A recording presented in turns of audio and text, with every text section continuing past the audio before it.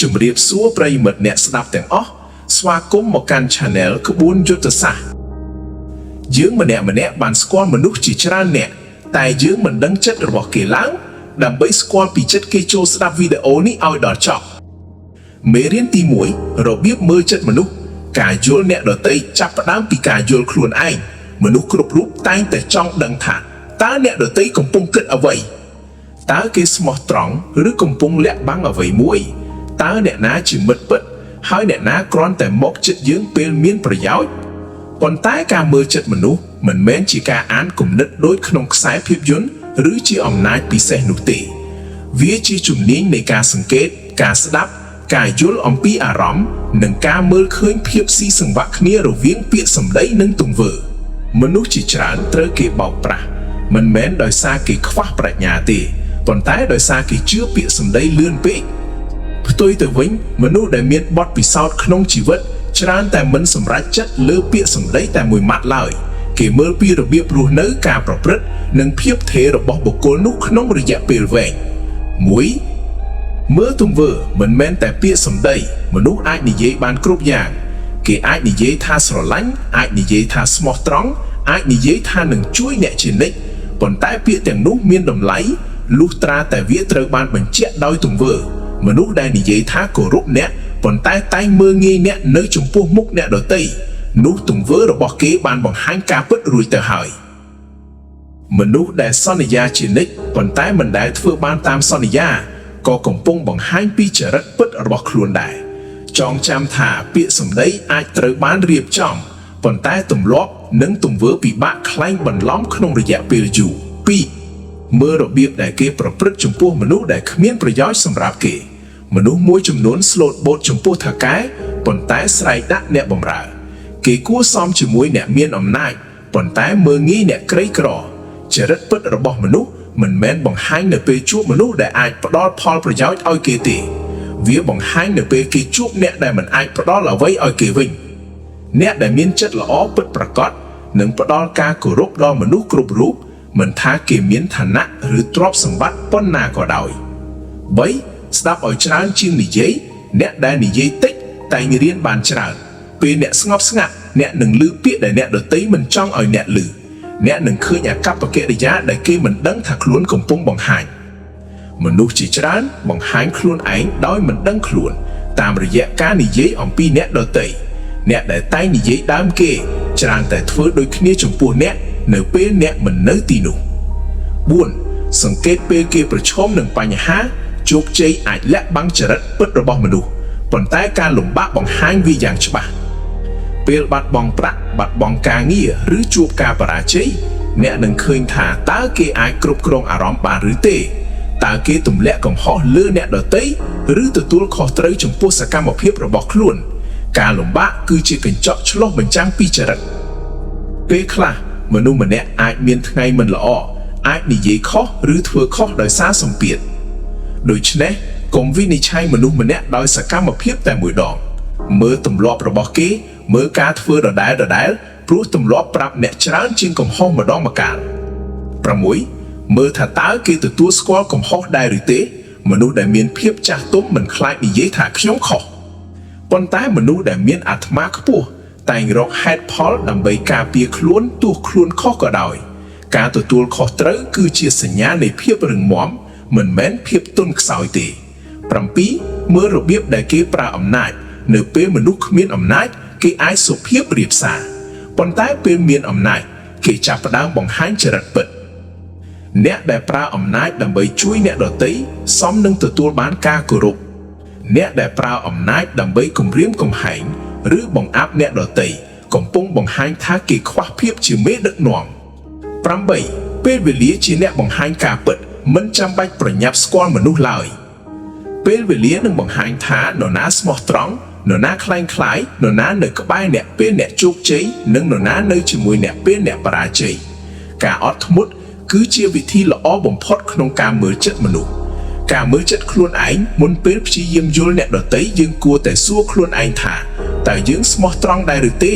តើយើងរក្សាសន្យាដែរឬទេ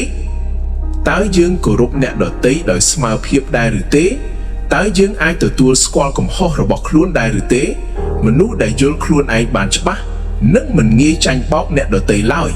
ព្រោះគេមិនសម្រេចចិត្តដោយអារម្មណ៍មួយភ្លែតប៉ុន្តែដោយការសង្កេតការគិតនិងបទពិសោធន៍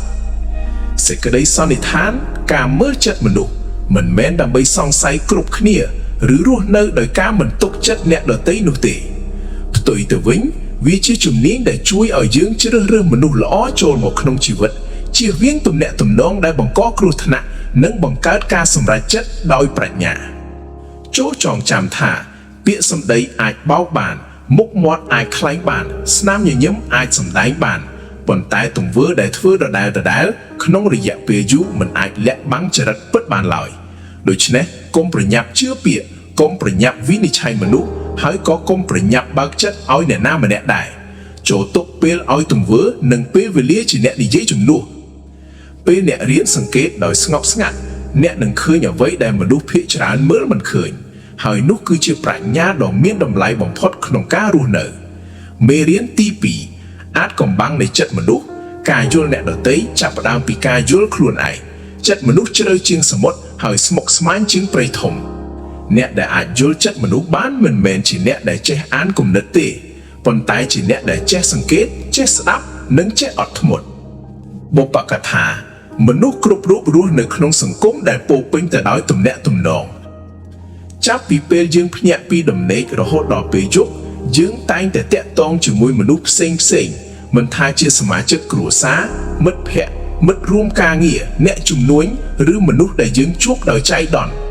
ប៉ុន្តែមនុស្សគ្រប់រូបមិនបង្ហាញខ្លួនពិតទាំងស្រុងនោះទេមនុស្សខ្លះញញឹមប៉ុន្តែក្នុងចិត្តពោរពេញដោយទុក្ខមនុស្សខ្លះនិយាយផ្អែមល្ហែមប៉ុន្តែមានបំណងប្រើប្រាស់អ្នកមនុស្សខ្លះមិនសូវនិយាយប៉ុន្តែស្មោះត្រង់និងអាចពឹងពាក់បានហេតុដូច្នេះហើយទើបការមើលចិត្តមនុស្សក្លាយជាជំនាញដ៏មានតម្លៃវាមិនមែនដើម្បីសង្ស័យមនុស្សគ្រប់គ្នាទេប៉ុន្តែដើម្បីឲ្យយើងចេះការពារខ្លួនចេះជ្រើសរើសទំនាក់ទំនងល្អនិងកុំឲ្យអារម្មណ៍បិទភ្នែករបស់យើងចិត្តមនុស្សមិនអាចវាស់ដោយភ្នែកបើអ្នកឃើញផ្ទះធំអ្នកមិនអាចសន្និដ្ឋានថាម្ចាស់ផ្ទះមានសុភមង្គលបានទេបើអ្នកឃើញមនុស្សស្លៀកពាក់សាមញ្ញអ្នកក៏មិនអាចសន្និដ្ឋានថាគេខ្សោយឬគ្មានសមត្ថភាពបានដែរជីវិតបង្រៀនយើងថារូបរាងខាងក្រៅគ្រាន់តែជាសម្បកចំណែកចិត្តនិងចរិតគឺជាខ្លឹមសារពិតមានមនុស្សជាច្រើនចាញ់បោកដោយសារតែគេជឿលើស្នាមញញឹមជឿលើពាក្យសរសើរឬជឿលើរូបរាងប៉ុន្តែអ្នកដែលមានប្រាជ្ញា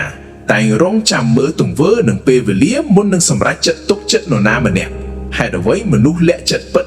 មនុស្សលាក់អារម្មណ៍និងគំនិតដោយហេតុផលផ្សេងអ្នកខ្លះលាក់ភាពទន់ខ្សោយព្រោះខ្លាចគេមើលងាយអ្នកខ្លះលាក់ការឈឺចាប់ព្រោះមិនចង់ឲ្យអ្នកដទៃបារម្ភអ្នកខ្លះវិញលាក់បំណងអាក្រក់ដើម្បីទទួលបានផលប្រយោជន៍នោះហើយជាមូលហេតុដែលយើងមិនគួរវិនិច្ឆ័យមនុស្សពីការជួបតែម្ដងឬពីពាក្យសម្ដីប៉ុន្មានម៉ាត់ការយល់មនុស្សម្នាក់ត្រូវការពេលវេលាការសង្កេតនិងបទពិសោធន៍មនុស្សបង្ហាញខ្លួនតាមទម្លាប់ចរិតពិតមិនមែនបង្ហាញតាមព្រឹត្តិការណ៍ធំប៉ុណ្ណោះទេវាបង្ហាញតាមរឿងតូចដែលកើតឡើងរាល់ថ្ងៃតើគេគោរពពេលវេលាដែរឬទេតើគេនិយាយដូចអ្វីដែលគេធ្វើដែរឬទេតើគេសុំទោសពេលខ្លួនខុសដែរឬទេតើគេរក្សាពាក្យសន្យាដែរឬទេរឿងតូចទាំងនេះបូកបញ្ចូលគ្នាคล้ายជារូបភាពពិតនៃចរិតរបស់មនុស្សអារម្មណ៍អាចបន្លំការវិនិច្ឆ័យពេលយើងស្រឡាញ់នរណាម្នាក់យើងងាយមើលរំលងកំហុសរបស់គេពេលយើងស្អប់នរណាម្នាក់យើងងាយមើលឃើញតែកំហុសរបស់គេអារម្មណ៍គឺជាវាំងននដែលអាចបិទភ្នែករបស់យើងហេតុនេះមុនពេលវិនិច្ឆ័យអ្នកដទៃត្រូវសួរខ្លួនឯងថា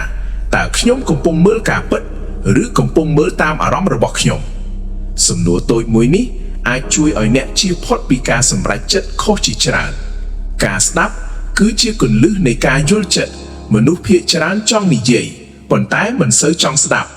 ដោយសារតែបែបនេះពួកគេបាត់បង់ព័ត៌មានសំខាន់ជាច្រើនអ្នកដែលចេះស្ដាប់មិនត្រឹមតែឮពាក្យសម្ដីប៉ុណ្ណោះទេ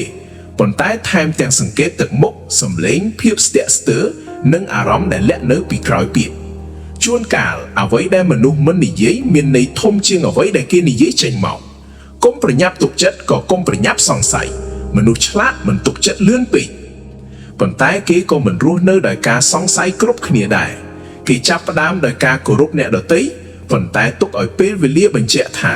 តើមនុស្សនោះសមនឹងការទុកចិត្តឬអត់ការទុកចិត្តដែលកើតឡើងដោយការសង្កេតមានភាពរឹងមាំជាងការទុកចិត្តដែលកើតឡើងដោយអារម្មណ៍អ្នកដែលពិបាកមើលជាងគេគឺខ្លួនឯងមនុស្សជាច្រើនអាចមើលឃើញកំហុសរបស់អ្នកដទៃយ៉ាងងាយប៉ុន្តែមិនសូវឃើញកំហុសរបស់ខ្លួនប្រសិនបើអ្នកចង់យល់ចិត្តមនុស្សពិតប្រាកដចូលចាប់ផ្ដើមពីការយល់ចិត្តខ្លួនឯងសួរខ្លួនឯងថាតើខ្ញុំស្មោះត្រង់ជាមួយអ្នកដទៃដែរឬទេតើខ្ញុំរក្សាពាក្យសន្យាដែរឬទេតើខ្ញុំទទួលស្គាល់កំហុសរបស់ខ្លួនដែរឬទេតើខ្ញុំវិនិច្ឆ័យមនុស្សដោយអារម្មណ៍ឬដោយការពិតអ្នកដែលស្គាល់ខ្លួនឯងកាន់តែច្បាស់ក៏កាន់តែយល់អ្នកដទៃកាន់តែច្រើនដែរសេចក្តីបញ្ចប់ជំពូកចិត្តមនុស្សមិនមែនជាសៀវភៅដែលបើកអានបានភ្លាមទេវាជាពិភពដ៏ស្មុគស្មាញដែលត្រូវការភាពស្ងប់ស្ងាត់ការសង្កេតនិងពេលវេលាក្នុងជំពូកនេះយើងបានរៀនថាការមើលចិត្តមនុស្សមិនមែនជាការទាយចិត្តឬការសង្ស័យទេប៉ុន្តែជាការប្រើប្រាជ្ញាស្ដាប់ដោយយកចិត្តទុកដាក់មើលទង្វើជាជាងពាក្យសម្ដីនិងកុំឲ្យអារម្មណ៍នាំផ្លូវការវិនិច្ឆ័យចូលចងចាំថាពាក្យសម្ដីអាចបញ្ឆោតត្រចៀករូបរាងអាចបញ្ឆោតភ្នែកប៉ុន្តែពេលវេលានិងទង្វើកម្របញ្ឆោតបានណាស់នេះគឺជាជំហានដំបូងក្នុងការយល់ចិត្តមនុស្សនៅជំពូកបន្ទាប់យើងនឹងរៀនពីរបៀបអានចរិតមនុស្សតាមទង្វើទម្លាប់និងការសម្រេចចិត្តដែលជាវិធីសាស្ត្រមានប្រយោជន៍បំផុតក្នុងការមើលមនុស្សដោយមិនចាំបាច់ជឿលើការសន្និដ្ឋានរហ័ស